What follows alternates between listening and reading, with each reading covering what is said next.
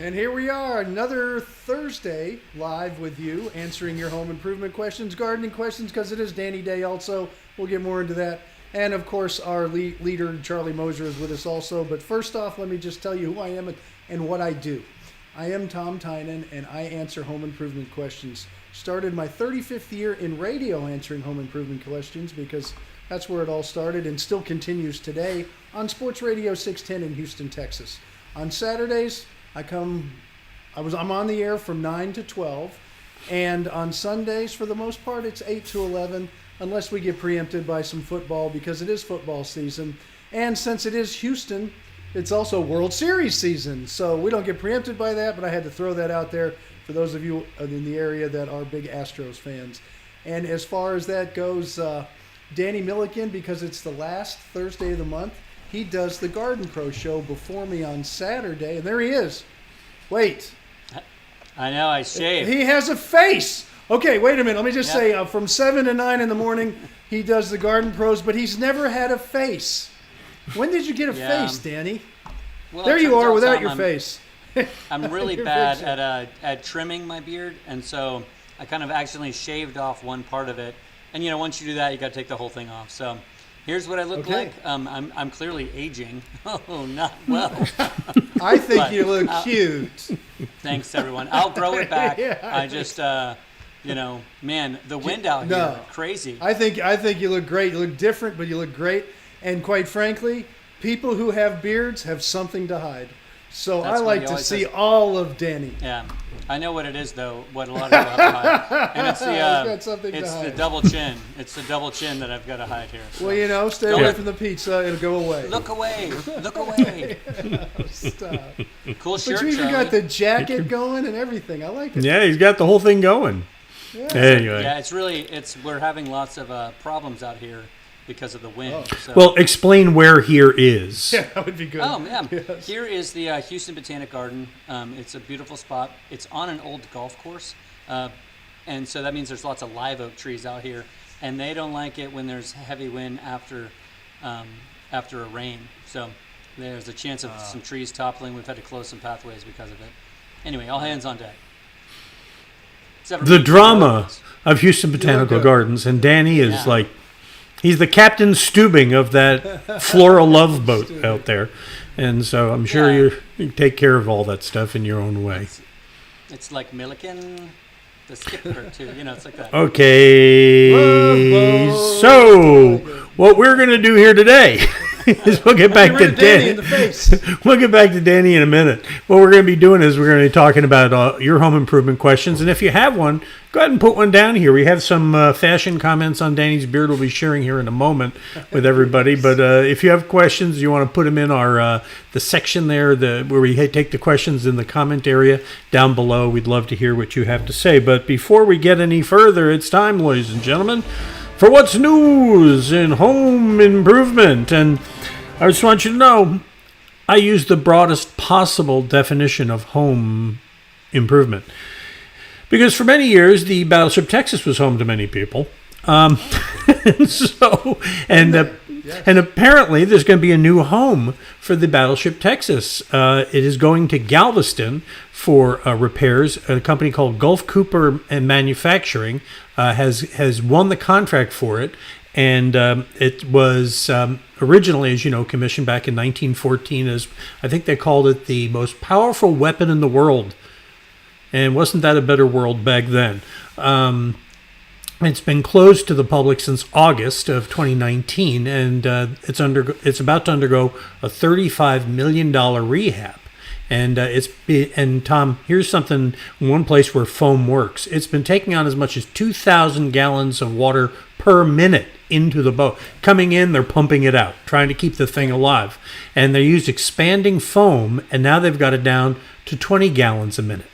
And so that's going to enable them to get it down the ship channel to where they're going to do it, because this GSM company just got a dry dock that will enable them to be able to get it down. And the way they're going to do it, here's footage from an animation from the Battleship Foundation showing they're going to take it in there, lift it up into this thing, and take it out of the water, be able to do repairs. It is a 40-mile journey that's going to take 12 hours down the ship channel. And don't you know, there's probably going to be a little bit of coverage on that when it happens. Yes, everybody get out of the way. It's pretty big. It's pretty, yeah. A lot of people don't realize that it got so bad, and where it was sitting at the San Jacinto Monument, it actually sunk all the way to the bottom of where it was, and it was just sitting on the mud in the bottom. So it's got a lot of restoration needing to be done down below there where they foamed it and floated it back up. Now, the bigger question right now is, will it ever come back up the ship channel? Because speculation is that Galveston could become its new home. So we'll have to wait and see. But I'm just glad they're taking care of it. If you go to if you Google the Battleship, you go there, you'll find lots of updates on what they're doing. It's really exciting what they're doing to save that piece of history and how they're restoring all the guns and so on. It's just fascinating work that they're doing. A good friend of mine, Brent Clanton's involved in that, and you see lots of updates on Facebook about it. So anyway, that is what's news for this week, and we get to the questions that... Well, it was a lot of people's homes, so it's home improvement. Yeah, okay, all right. So you give me a pass on that one? I've done that ship since 1914. Right. You betcha. So, all right. Let's get to the questions. I'm ready. First one for us comes from Carrie. Oh well, hold on a second. Hold on. Oh, stop the action. Oh no, there's the face again. There it is. We got to get Danny's questions on first younger. here. Danny, you look younger. I swear to God, you look younger. I like it. I like the look. Go ahead. Sorry. I just hope you don't get ID'd anytime soon, Danny, because they're going to say, "What happened to that guy? What happened to that guy?" All right. Okay. So let's get to your questions, Danny. We got some that we have gathered up from our Ask Tom mailbox you can help us out with. Chris in West Columbia asks, first of all, how do I get rid of or control Spanish moss? Is that something you want to get rid of? Nope. Hold on, Danny. You're somebody in the technical department didn't turn your mic on. Here, try it now. Is it because I was singing? That's what. It's okay. I understand. Yeah. Spanish moss is an epiphyte. It's not damaging the tree. So that's the first thing. So if you want to get rid of it, it's simply a preference issue. A lot of people find it charming, especially people from the Midwest that don't get to see it. Think it's the coolest thing I've ever seen. So maybe get some new friends. Might be the first step. The best thing to do, because it's an epiphyte, is to use baking soda in a mixture with water and just spray kind of the bottom half of your problematic ones. It will soak in and go up to the root. It doesn't really have a root. It just has its clingy thing onto the branch. And so that's all you got to do is a little baking soda and water, spray the bottom half of it. Try not to get it on the leaves of the tree. If you don't want to try that, a rake is sometimes a good thing to do. They take a long time to grow, so you could pull it out, rake it out, and then sort of be done with it. But it's not damaging the tree. But you're saying it's so this is a matter of just taste, whether you want it or not on your trees. Yeah, a lot of times it grows because it does photosynthesize a little bit. It grows where a little bit of light is coming through the canopy, and so a lot of times you do see them on already stressed trees. Ball moss even more so. And so the thing to do is to kind of try to improve the health of that tree. So we love putting down humic acid. We love compost as a top dressing around a tree, but those are the approaches you want to take with the Spanish moss and the health of the tree. But yeah, Charlie, it's just a preference of taste. Okay. Let's see. We got another one for you here, Danny. There it is. Charles in Atascocita asks, I've been having problems with sod webworms. What's the best products to get rid of these things, and what is the time to use them, and how long should I use them, and so on? I know that you have definite opinions on this one. I do, and there's three parts of the sod webworm problem. There's the eggs, the worms themselves that are doing the damage, and then the moths. And so if you're trying to get rid of that whole problem, you want to do an approach that takes care of all of it. Well, the eggs are going to hatch in about 2 or 3 weeks and become more caterpillars. So if you can put down a mixture of molasses and BT, that'll stymie the caterpillars, right? And then come back with garlic barrier and overspray with that. It'll drive the moths away. You won't get any new eggs. Your eggs will hatch in about 3 weeks. Do that molasses and BT one more time 3 weeks later, and then you'll be done with it. You won't have the problem anymore. You'll have kept the new crop away. You won't have a generational issue. When people are really getting damaged by sod webworms, they have generational issues where they're always having a problem. And so that's my best advice to you. Sometimes the molasses can actually decompose the egg and really get rid of that egg problem also. So triple whammy, 3 weeks apart. Treat today, and then wait 3 weeks. So that's what I would do. So sod webworms, they can happen anytime during the year. It's not just like in the spring or the summer. I thought it was kind of a seasonal thing. Is that incorrect? No, you're absolutely right. The reason we see them in the fall so often is because the stress from the summer lowers the health of the grass. It may be growing fast, but it's really trying to keep up with that. It's under stress, basically. And so we see the sod webworm because it's become viable food for them where it wasn't before. And so people do have patches of sod webworm all through the year, but this is our big season because of summer stress. So overcome that. Ocean harvest, super seaweed from microlife. Those are two good options for overcoming summer stress. All right. Here's one from Alvin in Cloverleaf. He says, I have dead yellow spots on my St. Augustine, and I noticed other homes in my area also have the same issue. Any idea what's causing that, Danny? Yeah, anytime we see a yellow spot, especially if it's got a little kind of a gold yellow, if it's an interesting yellow, that sounds a little bit weird to say that, but that is usually a sign of brown patch. So brown patch is a fungi, but a very wimpy fungi. Monterey Lawn and Garden has an awesome product called Complete Disease Control. It's a bacterial-based problem, and that bacteria eats those wimpy, smaller fungi, and so it's a great way to just treat it right off the bat, and then put some good old microlife down, that 624, to kind of bring it back from its threat. If you're really looking for something else that you want to add to it, you want to add two things at once, which I do love doing, there is another microlife product called the Plant and Soil Energy is what it's called, Plant and Soil Energy. It's molasses mixed with humic acid. It will boost the numbers of that bacteria that's going to eat the fungi. So Monterey Complete Disease Control is your best tool. I've been thinking about it for a long time. The last 2 years, I've used it, one on a friend lawn, one on my lawn, and it stymied it. It stopped it in its tracks, which is stifled it, left it gobsmacked. Yeah. Hey, Danny, does it kill the grass, or is it just kill the top and the roots are okay? Brown patch. So, yeah, it kills about 90% of it, 90% of the grass. But will it grow back, or is it history? That, I think, is site to site depending on compaction. So if you have kind of a robust lawn and you get brown patch, it may only kill about 30% of your lawn.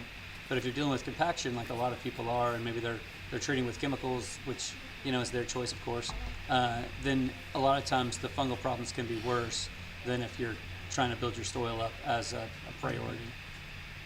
If you're looking for some of the products that Danny's talking about and you're not sure where to find them, you probably, if you visit the website there over at Home Show Garden Pros, you will find links to all of the products Danny's talking about, as well as links to all our Home Show Garden Pros who can help you as well. So, all right, here's another one. Here's a positive one. Now that we've handled all things people want to kill, here somebody wants something to grow.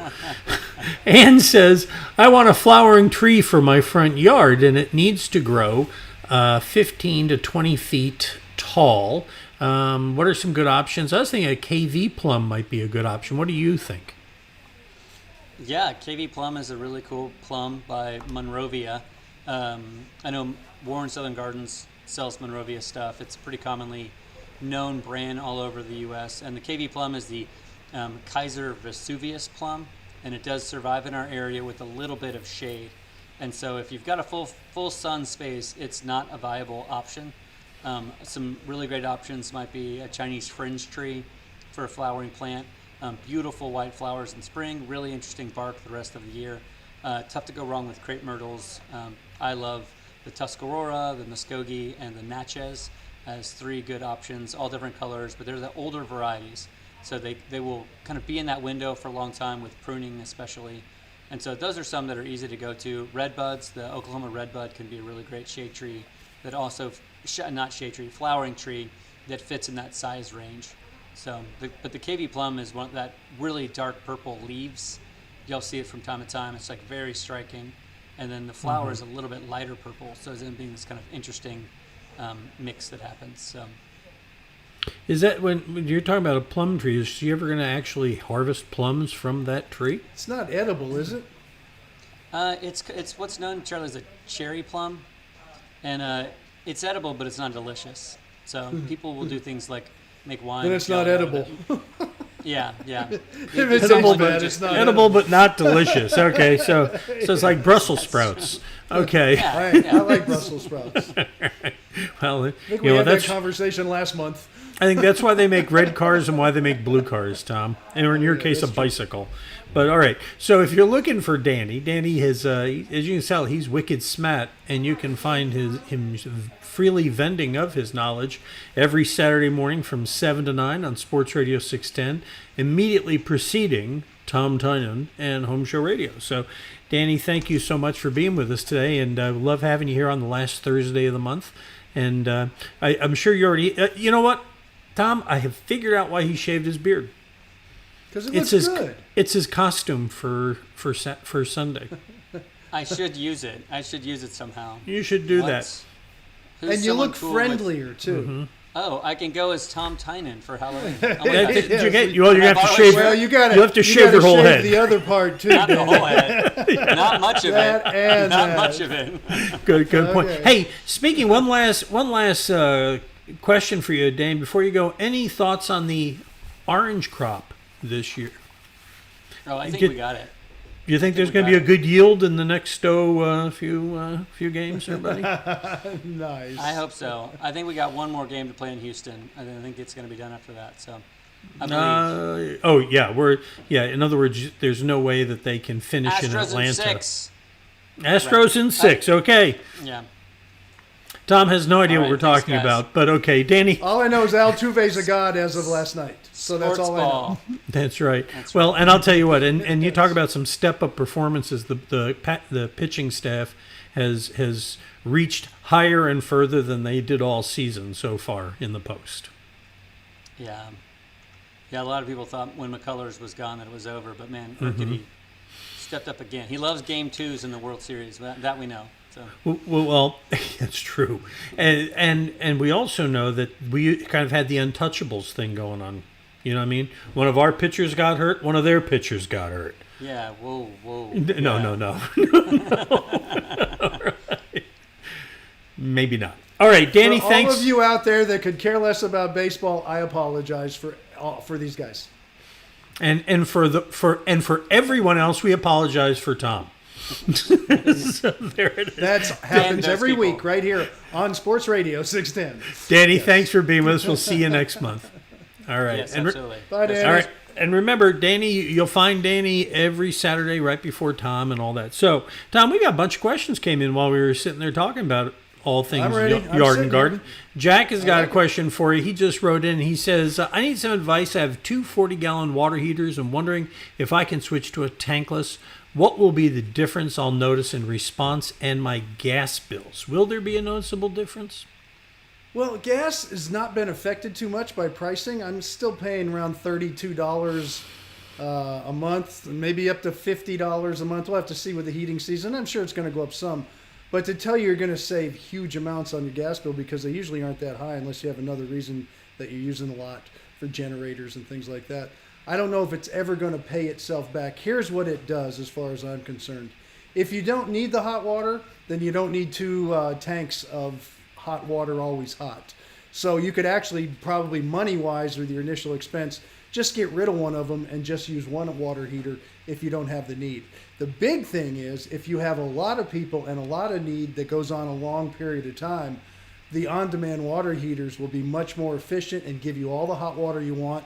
You won't be able to outpace them in most normal cases. They'll just keep giving and giving and giving more. And so that's where people really get a lot of advantage with it, because with a tank, you're eventually going to wear it out and it's not going to keep up. The recovery starts to go less and less. And the initial cost, and here's where the costs really come in, even if you save 50% on your gas bill, the initial cost to go from two tanks to a on-demand of the size to handle your whole house would be so expensive on the front end. I don't know, and you can always check it out by asking and getting quotes. I don't know if you'll see anytime soon that you'd even get your money back. So as an investment on money, that's the part I'm worried about, is your initial investment and how much you truly are going to save and how long it'll take for you to get it back. My philosophy is, if you get into a home improvement project of any kind and you want it to pay itself back and save money, like insulation and things of that nature, 5 years is the time you want the payback. If it's longer than that, it's best you don't do it. I saw news stories this week that up in the Ohio area, Centerpoint is saying that their gas bills are going to double this winter. And I don't know if that applies to us down here. I'm sure even if it doubles for a lot of us, it would go from $30 to $60. And let's say you kept it down at $30. Let's say you save 50%, which is a big number. It's still $30 a month or $40 a month or even $50 when you're going to have to recoup $1,700 or up to $3,000 for the initial investment. And you can imagine how long that would take for you to recoup your money and then start saving on the backside. That's why you've got to be careful on your initial outlay. On new homes, it's easy. On existing homes, it can be rather expensive. I think, Charlie, you've come across that with Abacus Plumbing, talking to them. It can be rather pricey to retrofit a home. Mm-hmm. Yeah, or even, or even to, when you talk about converting from like a tank to a tankless, thinking that you're going to save money, and there's the cost differentials in going to those things, not so much. So, all right, got a question for you here that comes to us from Jim in Farmington, Missouri. He says, I've been in my house about 20 years, and it was new when I moved in. After about a year, I had a crack in the drywall about 3 feet long. I repaired it, but it keeps coming back. Any suggestions, Tom, on how he can fix this thing once and for all?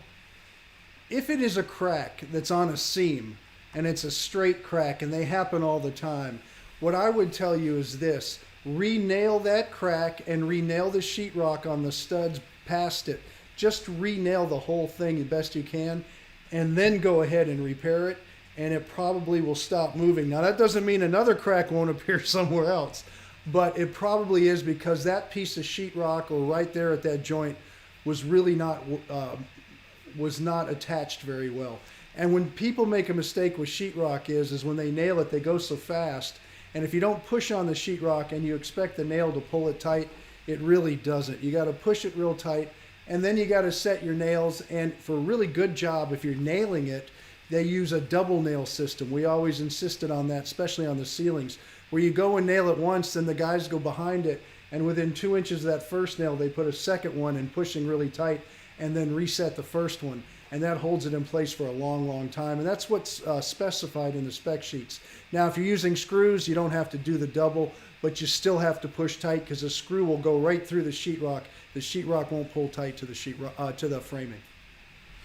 All right, Vincent in Plantersville here in Texas says, I have noticed over the past few weeks that I can hear what sounds like bubbling or gurgling from my toilet, and also a foul odor in the shower. And that's in the same bathroom. He says, do you think this is a septic problem, Tom? I don't think it's a septic problem. I think it's a venting problem. So I would check to make sure the vent stack has not got some debris in there, whether it's leaves, birds' nests, something of that nature, because it's not breathing. So it's siphoning the shower P-trap, and the gurgling is the toilet trying to find air, because if you don't put air in a pipe, the water doesn't flow down. It wants to suck with it. That's why when you put your thumb over a straw and you put water in there, it'll hold it until you let your thumb off, and then the water will come out. So I would check the vent system. I'm almost sure it's not a septic system, which is a lot easier to fix. It might need just a good cleaning and snaking.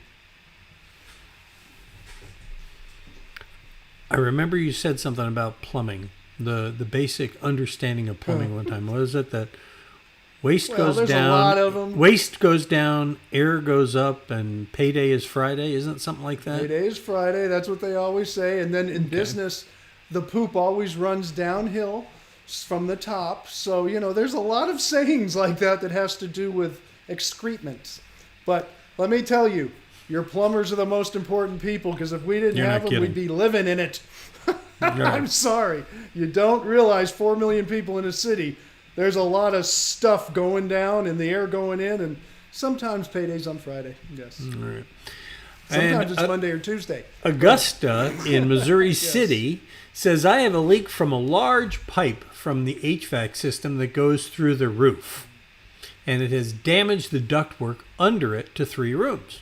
Who should I call to repair it? He says a roofer, then an HVAC contractor to repair the ductwork. Would that be the order he'd go in on this, Tom, or does he call one guy to handle it all?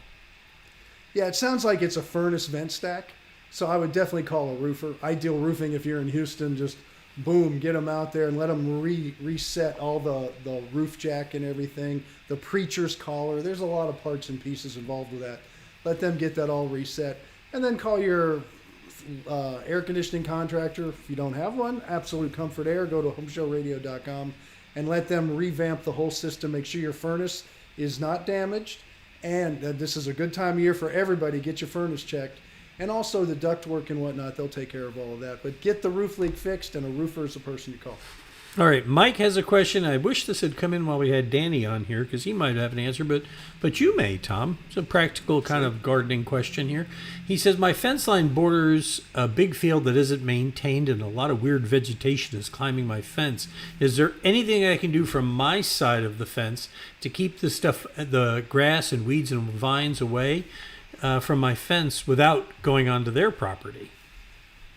Well, if it's a lot of vines and you want to kill the vines, but the vines are rooted on the other side, I'm not sure how you are with your neighbors, if they even care. Obviously, you want to cut everything off you can, but if you want to kill it, what you do is you take Ziploc bags and put Roundup in there or a weed killer and put it on the ends of the vine, stick as much of the vine you can in there, and then seal it up and leave these bags hanging on there. And what it'll do, it'll keep sucking in the poison and kill it down to the roots. That means no matter what side the roots are on or how it gets there, it's going to find its way down, as opposed to just spraying the surface, because that'll kill the surface areas, but it might not get down to the growth in the ground. Wow. That's the way you kill poison ivy, by the way. Poison ivy is really hard to kill, so you have to carefully with gloves put those bags on there and then take in gloves and get rid of them. Well, when I was up in Oregon, we came across poison oak, which apparently is even worse. That's bad stuff. Yes. It's like, don't put your bag down on it, because then you're going to bring it with. I mean, it's like, just one time you saw this stuff, you just made believe it was poisonous snakes, and we just stayed away from it. So, but I don't know. I'll tell you what else. You go to Florida, where I grew up for a portion of my life, and they have what's called poison sumac. You even get close to that, it gets on you. It doesn't spread by scratching. You know, they say don't scratch it, it won't spread. It gets in your blood. It shows up on your foot. It shows up on your head. It shows up everywhere. And that's a prednisone treatment. At least it was when I was a young guy. I'm very allergic to that. Wow. Oak is terrible. You betcha. That stuff will spread too. You be careful. I like Texas. We don't have Texas. this stuff here is not so bad. You got some snakes and some feral hogs. You know, it's not what could be worse, right? Do. All right. Yes. All right. So, time to land the plane, Tom, as you will be on the radio this weekend, I understand. Absolutely. It's Halloween weekend. I will not be wearing a costume because it wouldn't make any sense. I'm on the radio. But I'm on Saturday from 9 to 12 and Sunday from 7 to 9. We still have an early game. The Texans play at noon, so we'll be on a little bit early. And I don't know. People are starting to talk about a time change, but I don't think it's this weekend, so I'm not going to go there yet. Okay. And then right before you, Danny's on. Of course. We just saw Danny with a face, even though he's on radio. Now we know he has a face. His beard has been shaved off, at least temporarily. He looked good, and he's on 7 to 9 on Saturday before me. All right. And before we go... Oh, no, I don't want that one. I want before we go. I want this one. There you go. Ding. You take a week off, you get so rusty. All right. It's okay. It's true. It's Radio, true. All right. Before we go, from the department of With a Little Help from My Friends, kids, don't try this at home. You're stuck in the mud. Don't call for a friend who doesn't understand the principles of gravity. All right. Yeah, keep your bucket low till you're ready to shovel. Okay. I'm thinking you're right. All right. Yeah. All right. Somebody got an F in FFA. Okay. Yeah, no kidding. And not the good one. All right. Hey, that's it for down. this week. We will be back again next Thursday at 4 o'clock Central for another Ask Tom Live, and we'll look forward to seeing you then.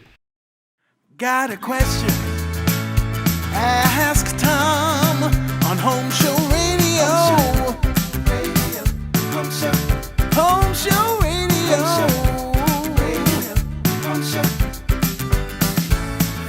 advice from a pro who